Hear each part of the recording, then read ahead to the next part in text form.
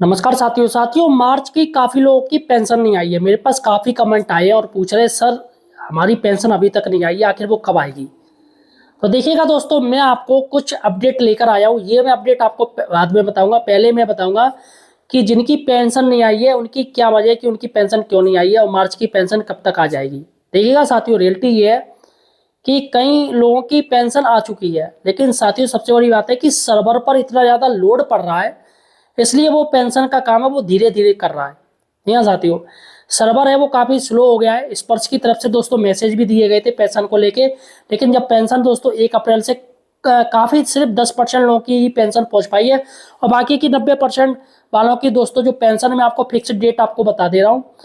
यहाँ तक जो बात हो रही है वो हो रही है सोमवार को 6 अप्रैल को आपके खातों में पेंशन आ जाएगी। आप बिल्कुल निश्चित रहिएगा। अगर आपने अपना जीवित प्रमाण पत्र ऑनलाइन दर्ज करा दिया है तो आप बिल्कुल बेफिक्र रहिएगा, आपकी 6 तारीख को पेंशन आ जाएगी आपके खातों में। अब जैसे मैं आपको बता दूं, कल क्या है, कल दोस्तों फ्राइडे है, तो कल गुड फ्राइडे है, उसकी छुट्टी रहेगी, नेशनल छुट्टी है, सभी बंद रहेंगे। सैटरडे पे दोस्तों वर्कलोड काफ़ी रहेगा, तो सैटरडे में दोस्तों काफ़ी लोड है, इसलिए इस पर फिलहाल कोई काम नहीं होगा। संडे की छुट्टी है, तो यहाँ पर जो है वो सोमवार तक आपके खातों में पेंशन आ जाएगी दोस्तों। ऐसा एक अपडेट आया है। लेकिन दोस्तों चलिएगा अब हम बात करते हैं, ये आपकी 5 बड़ी जो न्यूज़ है दोस्तों उस पर बात करते हैं। देखिएगा AICPIN के आंकड़े जारी, 61% डीए एवं जो अगली बढ़ोतरी है वो भी 3% होगी। देखिएगा अभी का जो डीए आपको 60 या 61% मिलेगा, यहाँ पर 61% के आंकड़े बन रहे हैं, तो आपको डीए 61% मिलेगा। लेकिन अब जो नेक्स्ट डीए डीआर की बढ़ोतरी होगी वो 3% होगी। इसका मैं आपको पूरा कैलकुलेशन दिखाऊंगा दोस्तों किस तरीके से होगी। दूसरी बड़ी बात है SBI पेंशन पैकेज में इजाफा, 70 साल पर एड बेनिफिट मंजूर। ये आखिर क्या न्यूज है? SBI जो आपका पेंशन पैकेज है उसमें इजाफा हो गया है SBI की तरफ से, बैंक की तरफ से। आपको कितना पैसा मिलेगा, क्या फायदा होगा, सारी स्कीम आपको इस वीडियो में बताऊंगा। तीसरी बड़ी बात है, सोचिएगा अगर आपका डीए 2% बढ़े, सोचिएगा अगर आपका डीए 2% बढ़ जाए तो आपको कितना एरियर मिलेगा। ये सबसे बड़ी बात है कि एरियर आपको सरकार कितना देगी। अभी जैसे बात हो रही कि 2% एरियर, 2% डीए डीआर बढ़ेगा। अगर मान के चलो 3 बढ़ता है, मैं कह रहा हूँ 2 ही बढ़ता है, तो इसमें आपको कितना एरियर बनेगा ये मैं आपको इस वीडियो में बताऊंगा। चौथी बड़ी बात है दोस्तों EPS 95 पेंशन, संसद से आई बड़ी खबर। आखिर EPS 95 पेंशन पर क्या मैटर है? जो 7500 रुपये जो पेंशन का मैटर है उस पर दोस्तों संसद की तरफ से एक बहुत बड़ी अपडेट आई है। 5वीं बड़ी न्यूज है, पूर्व सैनिकों एवं फैमिली पेंशनर को सरकार 24,000 सालाना देगी। तो दोस्तों ये 5 बड़ी खबरें हैं जो कि हम अपने चैनल पे दिखाने आ रहे हैं। अतः साथियों अगर आप एक पेंशनर हैं तो आपको सही और सटीक जानकारी चाहिए, तो प्लीज़ साथियों आप हमारे चैनल को सब्सक्राइब जरूर कीजिएगा, द फाइनेंशियल हेल्पर को सब्सक्राइब जरूर कीजिएगा। देखिएगा दोस्तों यहाँ पर मैं आपको सही और सटीक जानकारी देता हूँ, और मेरे पापा खुद पेंशन लेते हैं, बेचारे काफ़ी परेशान रहते हैं, तो इसलिए दोस्तों मैं पेंशनरों का दुख दर्द जानता हूँ कि उनकी क्या क्या प्रॉब्लम आती है। तो सरकार को दोस्तों पेंशनों के जो पेंशनर हैं उनके लिए स्पेशल रियायतें दी जानी चाहिए, टैक्स से भी उनको फ़ायदा दिया जाना चाहिए। ये काफ़ी सारी मांगे हैं दोस्तों, इस पर अभी सरकार देखते हैं क्या उसका जवाब देती है। तो साथियों चलिएगा सबसे पहले हम चलते हैं अपनी पहली बड़ी खबर पर, बात करते हैं AICPIN के आंकड़े जारी। देखिएगा दोस्तों AICPIN जो इंडेक्स है उसके आंकड़े जारी हो गए, यानी कि जो महंगाई जो भत्ता है और महंगाई राहत है वो इसी से तय होते हैं ये आंकड़े दोस्तों। अब देखते हैं आंकड़े क्या है। सबसे पहले मैं आपको बता दे रहा हूँ, दिखा दे रहा हूँ, पहले आप ग्राफ देखिएगा इस आंकड़े के बारे में। तो ये सामने आप भारत सरकार के लेबर ब्यूरो द्वारा जारी किए गए AICPIN के फरवरी महीने के आंकड़े देख पा रहे हैं। 30 मार्च 2026 का ये प्रेस रिलीज है, जिस रिलीज में फरवरी महीने का पूरा आंकड़ा जारी कर दिया गया है। और जनवरी महीने के साथ कंपेयर करके देखें तो आंकड़ों में मामूली सा गिरावट दिखाई दे रहा है। पहले जनवरी के महीने में 148.6 के आंकड़े थे, जो अब फरवरी के महीने में 0.1 का गिरावट के साथ 148.5 हो चुका है। तो ऐसे में अब इन आंकड़ों के हिसाब से आगे हमारा DADR का परसेंटेज कितना हो सकता है उसका भी मैं आपको लाइव कैलकुलेटर में समझाऊंगा दोस्तों, क्योंकि जैसे कि आप सबको पता है कि हमारा DADR निर्धारण के लिए इन्हीं आंकड़ों के बेस पर कैलकुलेशन किया जाता है। तो चलिए मैं आपको अभी लाइव कैलकुलेटर में समझाऊंगा। 148.6 से 148.5 की इस गिरावट से DADR के आंकड़ों में किस तरीके से फर्क आने वाला है। तो साथियों आपने देख लिया ये आंकड़े बहुत अच्छे कर रहे हैं, यानी 3% डीए बढ़ सकता है, यानी 61% डीए आपको मिल सकता है। अब साथियों अगर हम सोचते हैं कि आने वाले समय में ये क्या रहेगा, जो आंकड़े इसी के अनुसार जो चल रहे हैं, अगर हम इसी को आगे ले जाएं तो मुझे लग रहा है कि हर 3% की ही बढ़ोतरी होगी, 3 या 4% की बढ़ोतरी होगी। हम सीधे DA/DR जो कैलकुलेटर उस पर चलते हैं और उस पर देखते हैं, आपको मैं दिखा रहा हूँ किस तरीके से आपका हमेशा जो DA/DR है वो 3 या 4% बढ़ता रहेगा। सबसे पहले हम कैलकुलेटर पर चलते हैं। हम अभी लाइव डीए कैलकुलेटर में हैं और जैसे आप यहाँ पर देख पा रहे हैं दिसंबर 2025 तक के आंकड़ों को लेकर के ऑलरेडी हमारा डीए जनवरी 2026 से 60.35% हो चुका है। यानी कि अब जो भी डीए का डिक्लेरेशन होना है वो 60% का होना है। तो 2% की बढ़ोतरी तो यहां तक मिल चुकी है। उसके आगे अभी जनवरी के आंकड़े आ चुके हैं और फरवरी के भी आंकड़े एआईसीपीआई के आ चुके हैं। तो फरवरी के आंकड़ों में जैसे आपने देखा मामूली सा जो है गिरावट हुआ है। तो ऐसे में 148.6 से 148.5 में जब आंकड़े आए हैं तो अभी तक जनवरी और फरवरी के आंकड़ों को मिलाकर के हमारा डीए आगे जुलाई 2026 से 61.37 तक पहुंच रहा है। तो ऐसे में आगे और जो 4 महीने बचे हुए हैं इनका अगर हम अंदाजतन कुछ मामूली बढ़ोतरी या कटौती के साथ आंकड़े डालते हैं तो क्या होता है, देखिए हमने यहाँ कोई बढ़ोतरी भी नहीं की, कटौती भी नहीं की मार्च के लिए, और अप्रैल के लिए मान लीजिए अप्रैल में भी हम कोई बढ़ोतरी नहीं मानते हैं, और मई में मान लीजिए थोड़ा सा बढ़ोतरी हम ले लेते हैं, थोड़ा सा बढ़ोतरी ले लिया, और जून में मान लीजिए बढ़ोतरी नहीं होता है। तो इस हिसाब से भी हम अगर बिल्कुल मिनिमम भी हम आंकड़े देखें तो आगे आने वाले समय में अब की बार तो 2% की बढ़ोतरी होगी, लेकिन अगला जो बढ़ोतरी होगी उसमें 3% तक की बढ़ोतरी होने के पूरे चांसेस दिखाई देते हैं। हालांकि ये अभी शुरुआती आंकड़े हैं, 2 ही महीने के आंकड़े आए हैं, आगे 4 महीनों के आंकड़ों पे जो है निर्भर होगा कि कितना डीए बढ़ेगा। लेकिन जो अंदाजतन दिखाई दे रहा है दोस्तों अभी शुरू के आंकड़ों के हिसाब से, तो अगली बढ़ोतरी 3% के होने के पूरे चांस दिखाई देते हैं। तो साथियों चलेगा, उम्मीद है आपने काफी खबर आपको पसंद आई होगी। अब दोस्तों चलते हैं दूसरी बड़ी बात, SBI पेंशन पैकेज में इजाफा, 70 साल पर एड बेनिफिट मंजूर। तो SBI पेंशन पैकेज क्या है? SBI आपकी बैंक है, स्टेट बैंक ऑफ इंडिया, वो पेंशन पैकेज एक निकाला है। काफ़ी अच्छी दोस्तों ये स्कीम है। सबसे पहले आप देखिएगा ये पेंशन पैकेज, ये SBI पेंशन पैकेज है क्या, इसके बारे में आप न्यूज़ देखिएगा। ये देखिएगा साथियों, केंद्रीय सरकारी पेंशन भोगियों के लिए SBI का नया व्यापक पेंशन पैकेज, ये वर्ष 2026 के लिए सभी लाभों की जानकारी प्राप्त करें। देखिएगा, केंद्र सरकार के सभी पेंशन भोगी जिनकी आयु 70 वर्ष या उससे अधिक है, व्यापक पेंशन पैकेज के अंतर्गत मिलने वाली लाभों का लाभ उठाने के पात्र हैं। अब देखिएगा यहाँ पर पूरा चार्ट दिया गया है, केंद्र सरकार के पेंशन भोगियों के लिए व्यापक पेंशन पैकेज। देखिएगा वर्ष यहाँ पर दिया गया, पात्रता क्या है और लाभ आपको क्या मिलेगा। देखिएगा पात्रता है केंद्र सरकार द्वारा 70 वर्ष या उससे अधिक आयु के पेंशन भोगी, ठीक है। उसके बाद क्या है, बैंकिंग लाभ क्या है, व्यापक पेंशन पैकेज, न्यूनतम बैलेंस की कोई आवश्यकता नहीं है, आपके 0 बैलेंस पे भी काम चल जाएगा।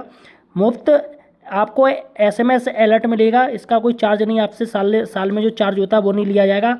और रुपए प्लेटिनम गोल्डन डेबिट कार्ड आपको मिलेगा जिसमें 5 लाख का बीमा होता है। तो यहाँ पर रुपए प्लेटिनम गोल्डन डेबिट कार्ड मिलेगा, यानी ATM कार्ड मिलेगा 5 लाख का बीमा वाला, चलेगा दोस्तों। और देखते क्या है, PAI ट्रेड ऑन कवर, यदि PAI स्वीकार है तो उपलब्ध है। देखिएगा जलने का इलाज और प्लास्टिक सर्जरी 10 लाख रुपए तक का इलाज मिलेगा। आयातित दवाओं का परिवहन 5 लाख तक की छूट मिलेगी। और दुर्घटना के कारण 48 घंटे से अधिक समय तक कोमा में रहने के बाद मृत्यु होने पर 5 लाख रुपए का मुआवजा भी मिलेगा। और एयर एम्बुलेंस सेवाएं भी मिलेगी, 10 लाख रुपए तक की मिलेंगी। और बच्चों यानी कि 18 से 25 वर्ष के लिए उच्च शिक्षा सहायता यानी 8 लाख रुपए, लड़कियों के लिए 10 लाख रुपए मिलेगी। यानी कि कोई बच्चे आपके अगर पढ़ना चाह रहे हैं तो यहाँ पर लड़कों के लिए 8 लाख रुपए मिलेगा और लड़कियों के लिए 10 लाख रुपए मिलेगा। और यहाँ पर एयर एम्बुलेंस सेवाएं मिलेंगी, यानी कि आप हवाई जहाज़ से कहीं बाहर जाना चाह रहे हो तो यहाँ पर आपको 10 लाख रुपए तक की ये बैंक की ओर से सेवाएं दी जाएंगी। तो साथियों ये काफ़ी अच्छा पैकेज है पेंशन भोगियों के लिए। तो साथियों देख लिया आपने, चलेगा साथियों। अब हम चलते हैं अपने तीसरी बड़ी खबर, DA अगर 2% बढ़े तो कितना मिलेगा आपको एरियर आपका जो जनवरी फरवरी मार्च का जो एरियर बनना है, अगर 2% DA/DR बढ़ता है तो कितना मिलेगा। सीधे मैं आपको टेबल दिखा दे रहा हूँ, ये एरियर टेबल है, लेवल 1 से लेकर लेवल 18 तक की जो टेबल है वो आपको दिखा दूंगा कितना एरियर आपका बनना है। अगर आप पेंशनर है तो उसमें से आप देख लीजिएगा आपका कितनी पेंशन आपको बढ़कर मिलेगी। चलेगा साथियों, देखिएगा आप यहाँ पर DA/DR बढ़ोतरी का 3 महीने का एरियर का चार्ट देख पा रहे हैं। यानी कि अभी जो हमें DA/DR 58% मिल रहा है, वो जैसे ही 2% की बढ़ोतरी होकर के 60% पहुंच जाएगा तो आपको 3 महीने का अगर एरियर मिले तो कितना एरियर मिलेगा और 60% के हिसाब से आपका पेंशन कितना खाते में आएगा, उसका पूरा चार्ट आप देख पा रहे हैं। ये ओआरओपी 3 के हिसाब से पेंशन है। हर रैंक का यहां पर मैंने आंकड़ा लिया हुआ है लगभग वाई ग्रुप के पेंशनर का। और आपको मैं मिसाल के तौर पे बता दूं तो एक सिपाही 17 साल वाले सिपाही जिनको हवलदार का एसीपी मिला हुआ हो तो उनका कितना पेंशन बनेगा 60% डीए के हिसाब से, और उनका 3 महीने का एरियर कितना बन जाएगा जो 2% डीए बढ़ोतरी होगा वो आपको मैं बता देता हूं। देखिए, सिपाही 17 साल एसीपी हवलदार जिनको मिला है उनको आज के डेट में बेसिक पेंशन ओआरओपी 3 के हिसाब से 22,476 रुपए मिल रहा है, तो उनको 60% डीए के हिसाब से 35,962 रुपए टोटल पेंशन मिला करेगा। यहां अगर आपका कम्यूटेशन कटता है तो उसको माइनस करना पड़ेगा, और अगर एफएमए या और कुछ अलाउंस मिलता है तो उसको आपको जोड़ना पड़ेगा। और हर महीने के पेंशन में उनके में कितना बढ़ोतरी होगा, 450 रुपए की बढ़ोतरी होगा अगर डीए 2% बढ़ता है तो। और साथ ही साथ 3 महीने का अगर हम एरियर मान के चलते हैं जनवरी फरवरी मार्च का, तो 1349 रुपए उनको एरियर मिलेगा। उसी हिसाब से उन्हीं के ordinary family pension normal rate में जो फैमिली पेंशन ले रही है पेंशनर, उनका अगर बेसिक पेंशन की बात करें तो 13,486 रुपए, और उस पर 60% अगर डीए लग जाए तो 21,578 रुपए होगा। हर महीने 270 रुपए की बढ़ोतरी, और एरियर की बात करें 3 महीने की तो 809 रुपए होंगे। तो देखिए दोस्तों, इस तरीके से आप हर रैंक का मैंने यहां पर चार्ट ये सामने आपके रखा हुआ है, और आप अपने रैंक के हिसाब से, आपका लेंथ ऑफ सर्विस के हिसाब से, आपका बेसिक पेंशन ओआरओपी 3 का बेसिक पेंशन के हिसाब से वीडियो को पॉज करके समझ सकते हैं कि आपका कितना जो है पेंशन बन जाएगा 60% डीए के हिसाब से, और अगर हमें 3 महीने का एरियर मिले तो कितना मिल जाएगा। आपको ये पूरा चार्ट देखने को यहां मिल रहा है दोस्तों। इसमें 1 या 2 रुपए का कहीं किसी के अमाउंट में डिफरेंस हो सकता है, लेकिन लगभग हूबहू मिलता जुलता ये 3 महीने का एरियर का चार्ट है। अब ये तभी संभव हो पाएगा अगर डीएडीआर की बढ़ोतरी 60% घोषणा हो जाए और हमें अप्रैल के महीने में भुगतान हो जाए, और जनवरी फरवरी मार्च का अगर एरियर मिले तो 3 महीने का एरियर इतना बनेगा, और अगर देरी हो तो 4 महीने का एरियर बनेगा। वो आगे किसी वीडियो में आपको बताया जाएगा दोस्तों। तो साथियों, उम्मीद है आपने देख लिया होगा। चलेगा अब दोस्तों बात करते हैं चौथी बड़ी बात कि ईपीएस 95 पेंशन, संसद से आई बड़ी खबर। ईपीएस 95 दोस्तों काफी पेंशनर, इसमें 1 करोड़ पेंशनर हैं। जी हाँ साथियों, ईपीएस 95 में ईपीओ से जुड़े हुए करीब 1 करोड़ पेंशनर हैं, जिनको दोस्तों 1000 रुपये पेंशन मिलती है। बताइएगा, 1000 रुपये इस महीना में पेंशन दे रही है गवर्नमेंट। तो यहाँ पर दोस्तों जो मांग हो रही है वो हो रही है 7500 रुपया दिया जाए, 7500 से लेकर 10,000 रुपये महीना दिया जाए पेंशन। जिस पर देखिएगा दोस्तों संसद की ओर से एक न्यूज आई है, देखिएगा क्या न्यूज क्या है, क्या सवाल पूछा गया है इस मैटर पे। सबसे पहले ये देखिएगा दोस्तों, संसद में सुप्रिया सुले ने एक बात कही है, यह उनका अधिकार है, दान नहीं। सुप्रिया सुले ने पेंशन बढ़ाने की मांग उठाई, वित्त मंत्री सीतारमण ने दिया जवाब। देखिएगा 30 मार्च 2026 का है ये। लोकसभा में सुप्रिया सुले ने पेंशन बढ़ाने की पुरजोर मांग उठाई और इस बात पर जोर दिया कि यह लाभार्थियों का हक है, दान नहीं।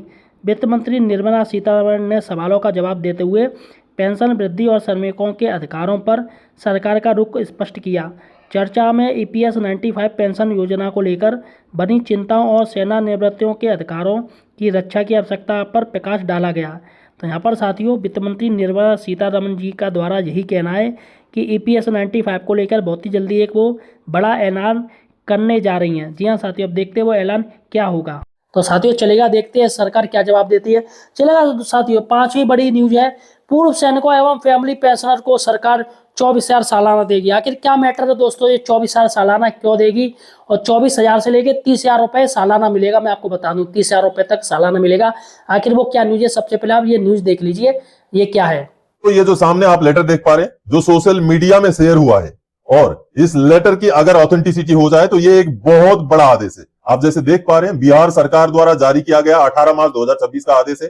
बिहार सरकार के गृह विभाग सैनिक कल्याण निदेशालय की तरफ से जारी किया गया यह आदेश है, जो आदेश अहम आदेश है, और कई सारे पूर्व सैनिक और फैमिली पेंशनर्स के लिए बड़ी खुशखबरी लेके यह आदेश आया है। दोस्तों आप देखिए, माननीय राज्यपाल महोदय की अध्यक्षता में दिनांक 11 जनवरी 2026 को संपन्न हुई राज्य प्रबंधन समिति की 23वीं बैठक की कार्यवाही की बिंदु संख्या 4 में निहित निर्णय के आलोक में 80 वर्ष से अधिक उम्र में के पूर्व सैनिक विधवाओं को वयोवृद्ध सम्मान योजना के अंतर्गत 24,000 रुपए प्रति वर्ष एक मुश्त आर्थिक सहायता प्रदान किया जाएगा। देखिए बहुत बड़ी बात है कि बिहार में जितने पूर्व सैनिक हैं और जो विधवा पेंशनर्स हैं उनके लिए अब यह आदेश जारी किया गया है, और यह आदेश हालांकि सोशल मीडिया के हवाले से सामने आया है दोस्तों। और इस आदेश के तहत सालाना 24,000 रुपए, अगर मंथली के हिसाब से आप बोले तो हर महीने का 2,000 रुपए जो है वयोवृद्ध सम्मान योजना के तहत पूर्व सैनिकों को और उनके फैमिली पेंशनर्स को दिया जाएगा, जिनकी भी उम्र 80 साल या उससे ज्यादा हो चुकी है। तो कहीं ना कहीं ये एक बहुत बड़ा वेलफेयर वाला आदेश है जो बिहार के पूर्व सैनिक और फैमिली पेंशनर्स के लिए सामने आया है दोस्तों। इस राशि का भुगतान special fund for reconstruction and rehabilitation सैनिक कल्याण फंड से किया जाएगा, यानी कि भुगतान कौन से हेड से किया जाएगा उसका भी निर्धारण कर दिया गया है। तो कहीं ना कहीं ये जो ऑर्डर है ये एक बेहतरीन ऑर्डर है उम्र दराज वाले पेंशनर्स के लिए, उम्र दराज वाले फैमिली पेंशनर्स के लिए, उनके वेलफेयर को देखते हुए, उनकी उम्र दराज वाले खर्चों को देखते हुए कहीं ना कहीं बिहार सरकार की तरफ से ये बहुत ही काबिले तारीफ कदम उठाया गया है दोस्तों, जो आने वाले समय में बाकी जो राज्य सरकारें हैं उनको भी उठाने के लिए विवश करेगा और इस तरीके के वेलफेयर के स्कीम जरूर ही उम्र दराज वाले फैमिली पेंशनर्स या पेंशनर्स को दिया जाना चाहिए। तो फिलहाल साथियों यहाँ पर मैंने आपको 5 बड़ी खबरें बता दी। आप मुझे किस राज्य से देख रहे हो ये मुझे कमेंट सेक्शन में बताइएगा, और आपके साथियों कोई प्रॉब्लम है यार तो मुझे कमेंट सेक्शन में जाके पूछ सकते हो। यहाँ पर मैं आपकी सारी प्रॉब्लम का सॉल्व आपको बताऊंगा क्या आपका हल हो सकता है सारी प्रॉब्लम का। और यार चैनल को सब्सक्राइब